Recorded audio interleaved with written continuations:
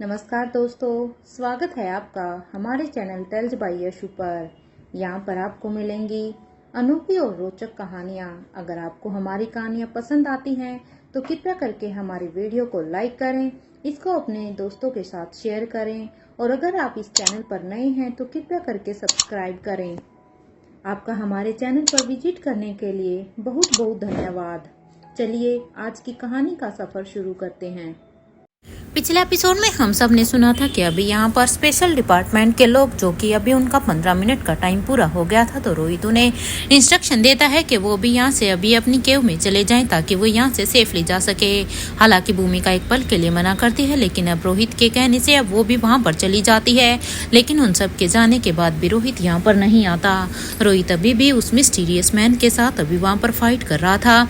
जब अनिका की नज़र यहाँ पर अपने सिस्टम से रोहित पर जाती है तो अब उसे काफी हैरानी होती है। वो रोहित को बचाने के लिए वहां से भाग पड़ती है। हालांकि राजीव गुलेरिया, जो कि अनिका के साथ काम कर रहा था, राजीव गुलेरिया उसे रोकने की बहुत ही कोशिश करता है। लेकिन अनिका को तो मानो अब किसी तरह से कोई भी होश नहीं था, क्योंकि अनिका तो बस अब हर हाल में रोहित को बचाना चाहती थी। इधर यहाँ पर इस जंगल में ये गैस यहाँ पर जहरीली और चमकीली हरी हो चुकी थी। उस गैस के बीच यहाँ पर रोहित की परछाई सच में काफी डरावनी लग रही थी, क्योंकि धीरे धीरे यहाँ पर अंधेरा सा छाने लगा था। हर सांस की आवाज अब उसके टैक्टिकल जंपसूट के भीतर गूंज रही थी, क्योंकि रोहित ने वो जंपसूट अभी भी पहना हुआ था। उसके सामने अभी भी वो रहस्यमय आदमी खड़ा था, जिसके साथ रोहित अभी भी फाइट कर रहा था, जिसके चेहरे पर लगे यहाँ पर कांच के मास्क के वो हर प्रहार के साथ अब फुफकारने की आवाज आ रही थी, क्योंकि जितना रोहित उसके ऊपर वार कर रहा था उतना वो और भी फुफकारता हुआ जा रहा था। मानो यहाँ पर वो अपनी पूरी कोशिश कर रहा है कि वो रोहित को या तो अपनी इस जहरीली हवा से खत्म कर देगा या फिर अपने हर एक वार से, क्योंकि अगर देखा जाए तो उसके पास उसकी जहरीली गैस से एक सबसे बड़ी ताकत थी और दूसरी सबसे बड़ी ताकत उसका शक्तिशाली शरीर था। क्योंकि जैसे कि रोहित ने पहले ही अनुमान लगा लिया था कि वो बिल्कुल शक्तिशाली गैंडे का दूसरा वर्जन था, यानी कि शक्तिशाली गैंडा 2.0। लेकिन अब रोहित को किसी भी तरह से इसके ऊपर अपनी बढ़त हासिल करनी थी। अब इन दोनों के बीच में यहाँ पर लड़ाई काफी खतरनाक थी। रोहित जानता था कि उसका जंपसूट ही जो उसने पहना हुआ था, ये उसकी एक आखिरी उम्मीद है उसके, क्योंकि उस जंपसूट के भीतर का फिल्टर सिस्टम अब धीरे धीरे खत्म हो रहा था। इधर रोहित की कलाई पर अब एक डिजिटल घड़ी चमक रही थी, जो घड़ी वही थी जो कि अनिका ने रोहित को एक समय गिफ्ट दी थी, ताकि वो उसकी लोकेशन के बारे में, उसकी हर एक्टिविटी के बारे में पता लगा सके, ताकि वो रोहित की सेफ्टी को भी इंश्योर कर सके। इधर अब उसकी उस वॉच पर अब यहाँ पर टाइम शो होने लगा है 14:58, 14:57, जो कि ये शो कर रहा था कि धीरे धीरे अब यहाँ पर ये टाइम सेकंड्स में भी खत्म होता जा रहा था। इधर यहाँ पर अब ये रहस्यमय आदमी जो कि काफी ताकतवर था, अब इसने यहाँ पर बौखलाते हुए, जब उसे लगा कि रोहित उसे एक कड़ी टक्कर दे रहा है, तो उस आदमी ने बौखलाते हुए यहाँ पर रोहित के पैरों के पास ही एक केमिकल की शीशी तोड़ी। ये जैसे ही वो यहाँ पर इस शीशी को तोड़ता है तो रोहित के पैरों के पास यहाँ से अब एक जहरीली गैस का मानो एक बड़ा सा बादल फटता है, क्योंकि जब उसे लगा कि वो जब इतनी गैस फैला रहा है उसके बाद भी रोहित पर उसका कोई भी असर नहीं हुआ, तो उसके पास अब कोई ऑप्शन नहीं था। वो बस अब हर हाल में अपनी इस जहरीली गैस से रोहित को वहीं पर हरा कर मारना चाहता था। लेकिन रोहित को जैसे ही ये पता चला जहाँ पर उसने इस शीशी को फोड़ा था, तो मानो उस क्लाउड से रोहित अब एक जल्दी से गोता लगाते हुए उस क्लाउड से निकल जाता है और जल्दी से वहां से दूसरी तरफ हो जाता है। रोहित ने जो काम यहाँ पर किया था वो बड़ी ही फुर्ती से किया था। वो जल्दी से वहां से जंप करते हुए दूसरी तरफ तो गया ही था, लेकिन साथ में अब वो पीछे से एक किक यहाँ पर अब उस आदमी की कमर पर भी मारता है, जिससे वो आदमी संभल नहीं पाता है और उसका बैलेंस थोड़ा सा तो हिल जाता है। हालांकि ये बहुत ही शक्तिशाली था। अगर उसके संग कोई भी नॉर्मल इंसान होता तो वो शायद रोहित की किक के प्रेशर से सीधा ही जमीन पर गिर जाता, लेकिन वो अभी भी ऐसे का ऐसा ही खड़ा हुआ था। इधर दूसरी तरफ अनिका ने जो कि ये सब देख लिया था। अनिका वहाँ पर राजीव गुलेरिया की उस केव से निकलते हुए जल्दी से भागते हुए वहाँ से अभी अपने उसी जंप सूट को उठाती है जो जैसा कि रोहित ने भी पहना हुआ था, क्योंकि अनिका भी यहाँ से इस केव से बाहर जा रही थी। इसलिए अनिका के लिए भी ये अनिवार्य था कि वो जाते जाते ही अपने इस जंप सूट को पहने ताकि एटलीस्ट वो और रोहित दोनों के दोनों सुरक्षित रहें। रोहित को लेकर अनिका का दिल बैठा जा रहा था। उसने स्क्रीन पर ही देखा था कि किस तरह से हरी धुंध और भी घनी होती जा रही थी। हालांकि उसे उस सूट की खूबी अच्छी तरह से पता थी जो उसकी माँ स्वाति मल्होत्रा ने उन्हें दिया था। इसलिए उसने ही उन सील्स को डिजाइन करने में उस सील्स को कैसे डिजाइन किया गया है उसके बारे में स्वाति मल्होत्रा ने उसे पहले से ही बताया था। इसलिए वो उसकी खूबियों के बारे में अच्छी तरह से जानती थी। लेकिन समय ज्यादा हो गया था, इसलिए अब अनिका वहीं से ही चिल्लाते हुए निकल रही है, रोहित जल्दी से वहां से हटो, रोहित देखो, कम ऑन रोहित, अभी वहां से चल हटो। क्योंकि अनिका उस वॉच के थ्रू रोहित के पास एक कॉल भी कर सकती थी जिसके द्वारा रोहित आसानी से अनिका की बातों को सुन पा रहा था। हालांकि रोहित को भी अब पता चल रहा था कि शायद अनिका उसको बचाने के लिए उसके पास आ रही है। इसलिए रोहित के पास भी अब ज़्यादा समय नहीं था। उसे भी बस जब तक अनिका यहाँ पर आ रही थी उसे तब तक इसको यहाँ पर किसी भी तरह से पराजित करना था, क्योंकि रोहित जानता था कि अगर अनिका यहाँ पर आई तो वो उसे यहाँ से लेकर चली जाएगी और फिर शायद उसे ये मौका दोबारा नहीं मिलेगा, क्योंकि अब रोहित के लिए इसे शख्स को यहीं पर मार गिराना काफ़ी ज़रूरी हो गया था। रोहित को ये अनिका की ये बातें सुनाई तो अपने वॉच के थ्रू दे रही थी, लेकिन वो भी अनिका की किसी भी बात पर कोई भी रिएक्ट नहीं करता। इधर वो रहस्यमय आदमी जब उसने देखा कि उसकी सीसी की वजह से भी उसके ऊपर ज़्यादा कुछ असर नहीं हुआ है तो वो यहाँ पर एक पल के लिए कंफ्यूज हो गया। वो सोचता है कि मेरी इस जहरीली हवा से तो कोई भी शख्स आज तक नहीं बच पाया है, तो ये कैसे मुमकिन है? आखिर ये इंसान किस मिट्टी का बना हुआ है? इसलिए अब उसके पास और कोई रास्ता नहीं था। इसलिए उस आदमी ने भी यहाँ पर सिग्नल जैमर चालू कर दिया था। इसलिए भी यहाँ पर स्क्रीन पर टाइम शो होने लगा था और इधर अनिका से और अब अनिका का कांटेक्ट अब यहाँ पर रोहित से टूट गया था। इसलिए अनिका और भी तेजी के साथ अब रोहित की तरफ दौड़ रही थी। इधर दूसरी तरफ यहाँ पर अनिका और रोहित का कांटेक्ट तो टूट चुका था, लेकिन अभी यहाँ पर जहरीली इस धुंध के बीच लड़ाई अब और भी लुका छिपी के खेल में बदल गई थी, क्योंकि यहाँ पर धुंध ज़्यादा नजर आ रही थी जो कि काफ़ी जहरीली थी। इसमें कभी शक्तिशाली झंडे की झलक दिखाई देती है तो कभी रोहित की। तो वही अब इस धुंध में भी रहस्यमय आदमी सिर्फ लड़ नहीं रहा था, बल्कि उसे देखकर ऐसा लग रहा था जैसे वो यहाँ पर वक्त बर्बाद कर रहा है। शायद उसे अंदाजा हो गया था कि जितना रोहित यहाँ पर उसके साथ लड़ेगा उसके लिए उतना ही अच्छा है, क्योंकि अब यहाँ पर ये जहरीली गैस कुछ ज़्यादा ही फैल चुकी थी और इसमें रोहित जैसे जैसे सांस लेगा तो ये उसके लंग्स तक ये जाएगी और इसलिए वो बस यहाँ पर वक्त बर्बाद कर रहा था। उसे समझ आ गया था कि रोहित के पास अब समय कम है, अब बस कुछ ही समय में वो यहीं पर ही मूर्छित होकर यहाँ मरकर गिर जाएगा। इधर अब ये सब देखकर वो शक्तिशाली आदमी वहीं पर ही एक छोटा सा चट्टान थी, इसलिए वो उस चट्टान की तरफ चढ़ जाता है और इधर रोहित अभी उस धुंध में उसे ही ढूंढ रहा था और जैसे ही वो छोटी सी चट्टान की तरफ वो बढ़ता है उधर चढ़ता है तो वहीं से ही अब ये शक्तिशाली आदमी अब धुएं के कुछ गोले अब रोहित की तरफ फेंकने लगता है।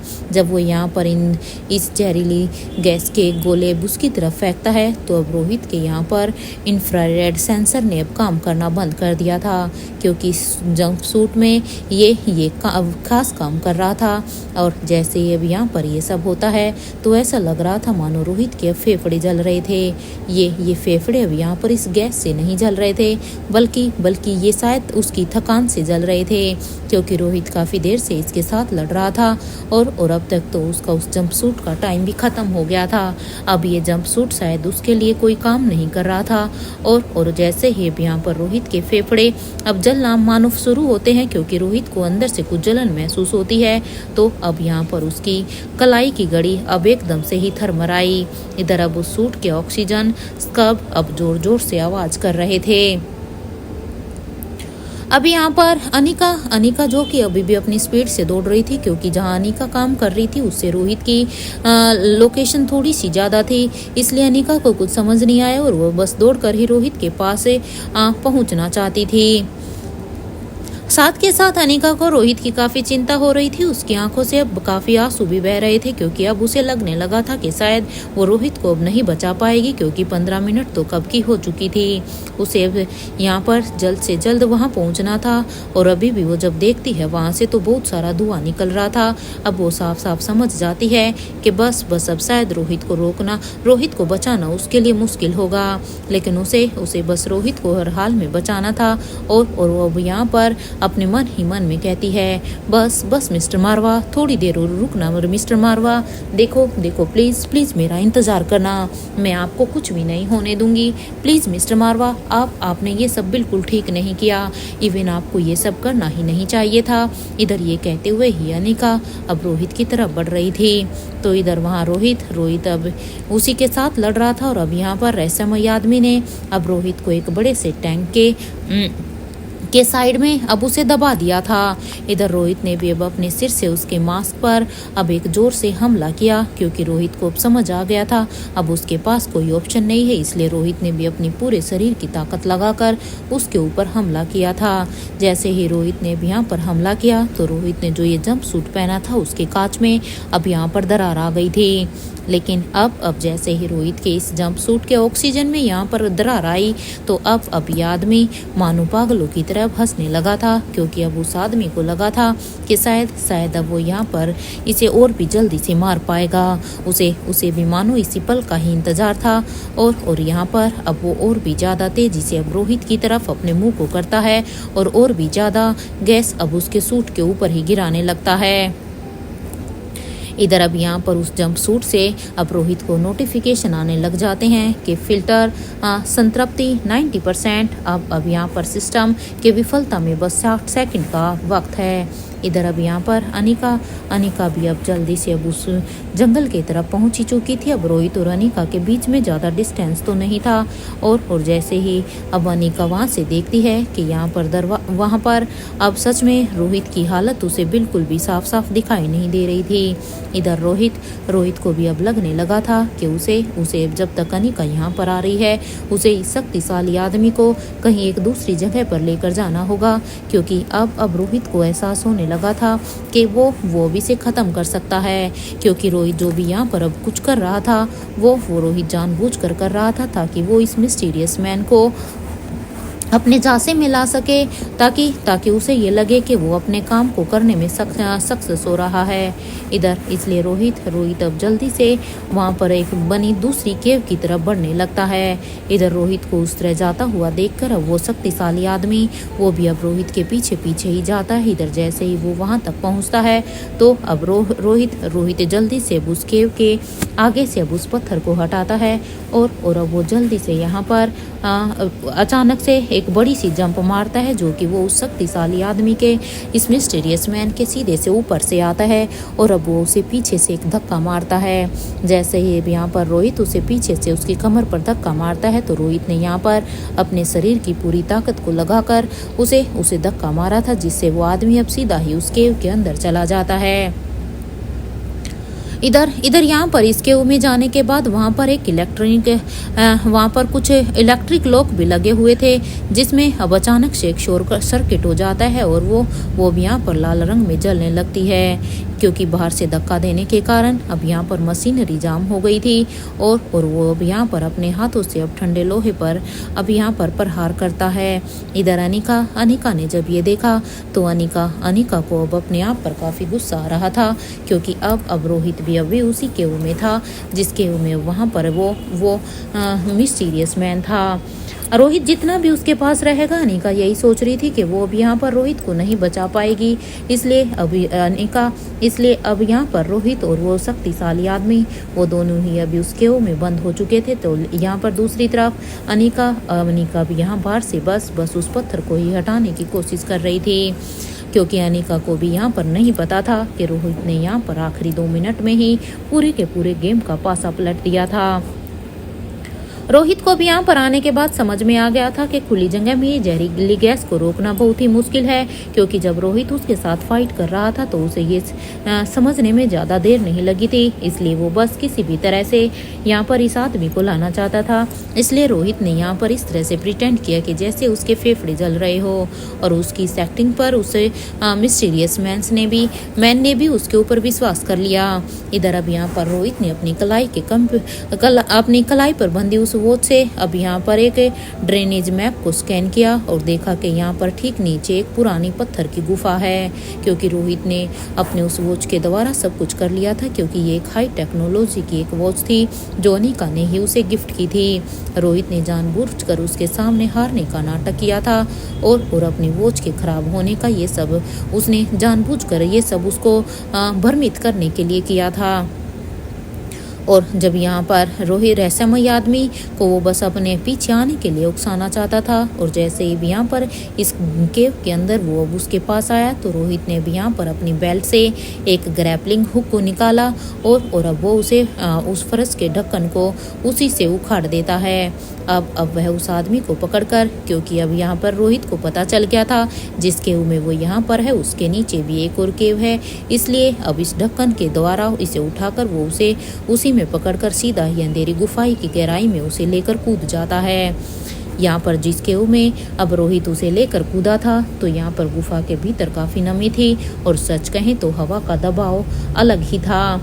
रोहित को ने गौर किया कि गुफा की इस दीवारों से रिश्ता हुआ पानी जब उस आदमी के यहाँ पर इस मास्क पर गिरता है तो अब ये गैस का असर अब कम होने लगता है, क्योंकि ऐसा लग रहा था कि जैसे जैसे उसके ऊपर पानी गिर रहा था वैसे वैसे उसकी ये गैस अब कम होती जा रही थी, जो कि लोगों के लिए काफी जहरीली थी।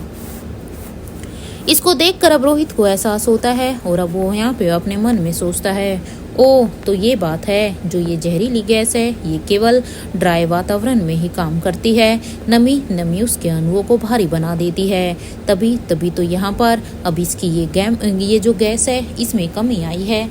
इधर अब यहाँ पर रोहित का सूट का टाइमर जो कि अब बिल्कुल ही खत्म हो गया था, रोहित ने भी यहाँ पर अपनी सूझबूझ दिखाई और अब वो उस गुफा की छत पर लगे एक पुराने पाइप को अब अपने आखिरी प्रहार में ही तोड़ देता है। इधर रोहित जहाँ के वहां पर भी अब उसके साथ फाइट कर रहा था, तो इधर अनिका इस केव के साथ बेबसी से ही वही खड़ी थी। अनिका अभी भी उसी पत्थर को खोलने की कोशिश कर रही थी। अनिका को लग रहा था कि रोहित उसी जहरीले धुएं के बीच में फंसा हुआ है। इवन अनिका को नहीं पता था कि रोहित अब वहाँ है भी नहीं, रोहित ठीक भी है या नहीं। अनिका को कुछ सूझ नहीं रहा था, इसलिए वह गुफा के दूसरे गुप्त रास्ते से अब उस रहस्यमयी आदमी को तक पहुंचना चाहती थी। आखिर अब जहाँ एक तरफ अनिका ये सब करने में लगी हुई थी, अनिका भी यहाँ पर सच कहें तो अब उस पत्थर को धीरे धीरे हटाने में अब कामयाब भी हो रही थी। तो उसे जब वो यहाँ पर एक केव जिसमें रोहित स्टार्टिंग में कूदा था उसकी तरफ बढ़ती है तो वहाँ पर उसे वो खाली दिखाई देती है। वहाँ पर जस्ट केवल उसे जंपसूट के कुछ टुकड़े और कुछ टूटी हुई शीशियाँ मिलती है। रोहित वहाँ पर नहीं था। उस जंपसूट को देखकर अब यहाँ पर अनिका अंदाजा लगा लेती है कि शायद ये रोहित का ही वही जंपसूट है जो कि उसने पहना हुआ था। अगर रोहित ने अभी इस जंपसूट को भी निकाल दिया है तो अब तो पता नहीं रोहित का क्या हाल हो रहा होगा। और अब वो यहाँ पर घुटनों के बल बैठकर अब जोर से रोहित का नाम चिल्लाने लगती है। इधर अनिका की आवाज़ अब यहाँ पर इस गुफा में जोर से गूंज रही थी, क्योंकि वो भी यहाँ पर अपने ऊपर काफ़ी निराश थी, क्योंकि वो तो यहाँ पर रोहित को बचाने के लिए आई थी। पर रोहित इससे पहले कि अनिका उस तक पहुंच पाती, रोहित तो अपनी जंग खुद लड़ते हुए ही उसे काफी पीछे छोड़ चुका था। अनिका भी ये नहीं जानती थी कि रोहित ने अपनी बुद्धिमानी से खुद को बचा लिया है, लेकिन अनिका के लिए ये तो बहुत ही बुरे सपने की तरह जैसा था। इधर अभी इस दूसरी गुफा में जहां रोहित और वो शक्तिशाली आदमी था, उसकी नमी और ठंड अब दीवारों के बीच अब इसका मंजर पूरी तरह से बदल गया था। पानी के पाइप से गिरती बूंदों ने अब यहाँ पे उस मिस्टीरियस मैन के गैस के जहरीले असर को खत्म कर दिया था। वह रहस्यमय आदमी जो अब तक खुद को अपराज्य समझ रहा था, वो ये सोच रहा था कि उसे कोई भी नहीं हरा सकता। अब वो यहाँ पर घुटने के बल गिरा हुआ था। उसकी सांसें उखड़ रही थी और उसका शरीर कांप रहा था। अब वो यहाँ पर अपनी लड़खड़ाती हुई आवाज में अब रोहित की तरफ अब अपना हाथ फैलाता है और अब वो बेहद हैरानी से रोहित से कहता है, ये कैसे मुमकिन है? मेरी गैस तो किसी को भी नहीं छोड़ती, किसी पशु को नहीं, किसी पक्षी को नहीं, किसी मनुष्य को नहीं, लेकिन तुम कैसे मेरी गैस से बच गए? जैसे ही मेरा हाथ तुम्हारे शरीर को छूता है तो मेरी शक्ति स्वतः ही कम होने लगती है। रोहित, प्लीज तुम मुझे बताओ, तुम्हारे खून में ऐसा क्या है जो मुझे इतना कमजोर कर रहा है? और तुम मेरे से थोड़ा सा दूर रहो, क्योंकि सच में जैसे ही मैं तुम्हारे करीब आ रहा हूँ तो मुझे ऐसे लग रहा है जैसे मेरे शरीर की सारी शक्तियाँ मानो खत्म होती जा रही है। तुम्हारे खून में जरूर कुछ ना कुछ है, लेकिन हाँ, तुम इस बात का ध्यान रखना, अगर मैं यहाँ पर इस गुफा में मरा ना तो तुम भी यहाँ से जिंदा बचकर नहीं जाओगे। तुम्हारे खून में जरूर कुछ है जो मुझे कमजोर बना रहा है। अब यहाँ पर उसकी ये बात सुनते ही अब रोहित के चेहरे पर एक स्माइल आ जाती है, क्योंकि रोहित को भी अब पता चल जाता है कि उसकी कमजोरी क्या है। उसकी ये बात सुनकर तो रोहित को अब और भी शोर हो जाता है और अब रोहित कहता है, अरे सच में बड़े ही बेवकूफ़ इंसान हो तुम। अपनी कमजोरी कभी भी अपने दुश्मन को नहीं बतानी चाहिए। और यहाँ पर ये कहते हुए ही रोहित अब उसकी तरफ बढ़ने लगता है, क्योंकि रोहित को भी इस चीज़ का शक तो था, लेकिन अब उसे और भी यकीन हो जाता है जब ये खुद ही अपनी कमजोरी अब रोहित के सामने बताता है, क्योंकि रोहित भी इसके साथ फाइट अभी तक इसीलिए ही कर रहा था ताकि उसे इस शख्स की कमजोरी के बारे में पता चले। अब उस शख्स की बात को सुनकर अब रोहित अब आगे अपनी बात को कहता है, तुझे लगा था कि तू सिर्फ एक इंसान से लड़ रहा है। हाँ, अरे तू जिस जहर को अपनी ताकत मानता है ना, मेरा शरीर सालों से उस जैसे न जाने कितने ही खतरों को झेल कर तैयार हुआ है। मेरे खून में वह एंटीबॉडीज नहीं है जो तुझे मार दे। ये तेरा वहम है, क्योंकि मेरे शरीर में ऐसा कुछ भी नहीं है, बल्कि मेरे खून की शुद्धता ही तेरे जैसे नापाक इरादों के लिए सबसे बड़ा जहर है। क्योंकि मैंने यहाँ पर तुम्हें फंसाने के लिए मैंने बड़ी हिम्मत से अपना ये तेरे ऊपर वार किया है, वरना मेरा भी वही हाल होता जो दूसरों का होता। जैसे भी यहाँ पर रोहित अब उस आदमी की ओर भी करीब जा रहा था तो मानो उस आदमी का अब दम घुटने लगा था। उसे अब ऐसा महसूस हो रहा था जैसे रोहित का वजूद एक चुंबकीय अक्षेत्र यानी कि एक मैग्नेटिक फील्ड की तरह है जो उसकी इन कृत्रिम शक्तियों को सोख रहा है। क्योंकि यहाँ पर आने के बाद एक तो उसकी ये जहरीली गैस स्वतः ही से खत्म हो गई थी पानी की वजह से, और जैसे रोहित उसके ओर भी करीब जा रहा था तो मानो उसका शरीर बिल्कुल ही ढीला पड़ता जा रहा था। रोहित को अब समझ आ गया था कि उसके पूर्वजों या उसके अतीत का ऐसा कोई तो जरूर राज है जिसने उसके खून को एक लिविंग वैक्सीन बना दिया है। तो इधर वहाँ दूसरी तरफ उस गुफा के ठीक ऊपर वाले हिस्से में अनिका भी वहाँ पर बदहवास होकर जमीन पर बैठ गई थी। उसे जमीन के नीचे से भी यहाँ पर हल्की सी गूंज सुनाई दे रही थी। अब अनिका ने अपना कान अब यहाँ पर इसी ठंडी जमीन पर लगाया, क्योंकि अनिका काफ़ी अच्छी तरह से दूर की बातों को सुन सकती थी। जब अनिका ने जमीन पर अपने कान को लगाया तो उसे रोहित की एक हल्की सी थरथराहट महसूस हुई और वह अब अनिका अपने मन में कहती है, इसका मतलब मिस्टर मारवा नीचे है। और वह फुसफुसाई, मिस्टर मारवा क्या आप नीचे हैं? अब अनिका ने यहाँ पर जब कोई भी आवाज़ नहीं आती तो वो उस गुफा के चारों तरफ देखती है, लेकिन अब यहाँ पर गुफा का ये प्रवेश द्वार अब मलबे और भारी मशीनों के नीचे अब तक दब चुका था। और ये देखकर अब अनिका चिल्लाती है, मिस्टर मारवा क्या आप मुझे सुन सकते हैं? लेकिन इधर अब यहाँ पर नीचे गुफा में रोहित अब उस रहस्यमय आदमी के गले पर अब अपना हाथ रख चुका था। जैसे ही रोहित की उंगलियों ने उसकी गर्दन को छुआ तो उस आदमी की आंखों की रोशनी अब यहाँ पर मध्यम सी होने लगी थी। वो अब समझ गया था कि रोहित का खून सिर्फ उसे कमजोर नहीं कर रहा बल्कि उसकी पूरी की पूरी हस्ती को ही मिटा रहा है। आज उसका ये वहम पूरी तरह से खत्म हो रहा था जो वो अब तक सोच रहा था कि उसका सामना कोई भी नहीं कर सकता। तो इधर दूसरी तरफ नेत्रा जो कि अभी ये सब कुछ देख रही थी, जब उसे ये सब देखा तो नेत्रा अब यहाँ पर गुस्से से अब अपने सिस्टम पर अपना हाथ मारती है। दूसरी तरफ स्वाति मल्होत्रा जो कि वहां पर अपने जंप सूट को पहनकर जल्दी से अपनी केव से बाहर निकलकर अब रोहित को बचाने के लिए आई थी, जिस समय अनिका भी रोहित को बचाने के लिए निकली थी। तो अब तक स्वाति मल्होत्रा भी अभी वहां पर उसी केव में आ जाती है जहां पर अनिका खुद मौजूद थी, क्योंकि स्वाति मल्होत्रा को भी यहाँ पर आने में बहुत ही देर हो चुकी थी। लेकिन अब जिससे पहले के स्वाति मल्होत्रा कुछ भी समझ पाती बहुत देर हो चुकी थी, क्योंकि स्वाति मल्होत्रा को अब जब रोहित उस दूसरी गुफा में जा चुका था तब रोहित की सारी प्लानिंग समझ में आती है कि आखिर रोहित ने ये सब क्यों किया होगा। अब ये देखकर स्वाति मल्होत्रा के चेहरे पर एक स्माइल तो थी कि रोहित ने उस शक्तिशाली आदमी का तोड़ तो निकाल लिया, लेकिन अभी उसे चिंता इस बात की थी कि क्या रोहित अब यहाँ पर इस गुफा में सुरक्षित होगा या नहीं। लेकिन इस तरह से अब यहाँ पर इस गुफा के फर्श पर बैठी हुई अब अनिका की ऐसी हालत को देखकर अब स्वाति मल्होत्रा को और भी चिंता हो जाती है रोहित की और साथ के साथ अनिका की। लेकिन अब वो यहाँ पर अनिका के कंधे पर अपना हाथ रखती है। जैसे ही अनिका को अपने कंधे पर किसी के हाथ का स्पर्श होता है तो अनिका को एकदम से लगता है कि जैसे रोहित ही वहाँ पर आता है, और वो जल्दी से मिस्टर मारवा कहते हुए जैसे ही पीछे की तरफ मुड़ती है तो वो देखती है कि वहाँ पर उसकी माँ खड़ी थी। अपनी माँ स्वाति मल्होत्रा को वहाँ पर देखकर अब अनिका कहती है, माँ देखिए ना, मिस्टर मारवा ने ये क्या किया। अरे मैंने उन्हें कितने बार सिग्नल भेजने की कोशिश की, मैंने उन्हें कितने बार कहा कि वो उस मिस्टीरियस मैन को छोड़ दें, लेकिन देखो वो कभी भी मेरी कोई भी बात नहीं सुनते हैं। अपनी टीम को बचाने के लिए वो हमेशा अपने आप को कुर्बान कर देते हैं। ऐसा हर बार होता आया है और देखो शायद उन्होंने आज भी ये सब किया। अब देखना जब भी मिस्टर मारवा मेरे सामने आएंगे ना, मैं उन्हें इस बार बिल्कुल भी माफ़ नहीं करने वाली हूँ, क्योंकि ये अब सच में बहुत हो गया है। पता नहीं ये अपने आप को कौन सा हीरो समझते हैं। मैंने उन्हें लास्ट टाइम ही वार्न किया था कि अगर आगे अब किसी भी फाइट में आपने ऐसा कुछ भी किया तो सच में मैं आपसे बिल्कुल भी बात नहीं करने वाली हूँ। अब एक बार उन्हें आने दो। इधर अनिका की इन बातों को सुनकर अब स्वाति मल्होत्रा अब अनिका को अपने गले लगाती है और कहती है, अनिका सब्र करो, मुझे पूरा विश्वास है रोहित को कुछ भी नहीं होगा।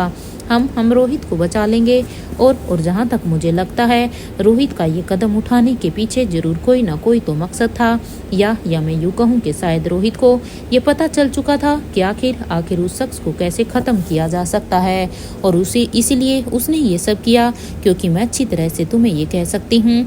अब अपनी माँ की इन बातों को सुनकर अब यहाँ पर अनिका उन्हीं चीज़ों को जब रिवाइंड करती है तो कहती है, हाँ शायद आप सही कह रही हैं, क्योंकि मैंने उस वॉच के जरिए उन तक अपनी बात पहुंचाने की बहुत ही कोशिश की थी। हो ना हो जरूर उन्हें मेरी बातें सुनाई दे रही थी, लेकिन मुझे जरूर लग रहा है कि वो बिल्कुल भी नहीं चाहते थे कि मैं यहाँ पर आऊँ, और इससे पहले ही वो यहाँ पर उस मिस्टीरियस मैन के साथ अब इसी केव में चले गए। अब पता नहीं अंदर क्या हो रहा होगा। अब यहाँ पर अनिका अभी भी रोहित को लेकर काफ़ी चिंतित थी।